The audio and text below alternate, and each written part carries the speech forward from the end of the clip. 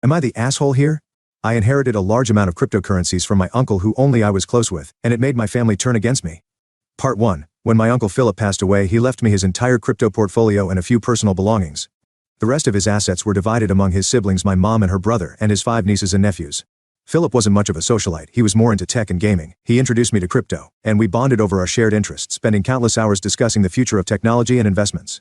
At the will reading, the word crypto barely registered with most of the family, but I noticed my cousins exchange curious glances.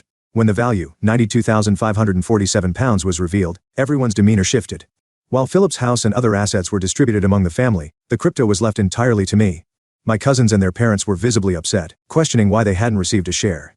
They began murmuring about contesting the will, hinting at unfairness. The lawyer clarified that these were Philip's explicit wishes, but that didn't stop the resentment. My cousins made snide remarks trying to guilt me into sharing the inheritance. One even suggested the will might have been forged. It felt like they were disregarding my relationship with Philip and focusing solely on the money. In a moment of frustration, I snapped, if any of you had shown the slightest interest in him, his life, or his hobbies, then maybe he would have divided it up. The room fell silent. My cousins looked at me with anger and disbelief. My uncle suggested contesting the will, claiming Philip wasn't in his right mind. It was a desperate, absurd notion. My mom and I left, feeling the heavy weight of their disappointment and anger. The family I thought I knew seemed to reveal a different, greed-driven side.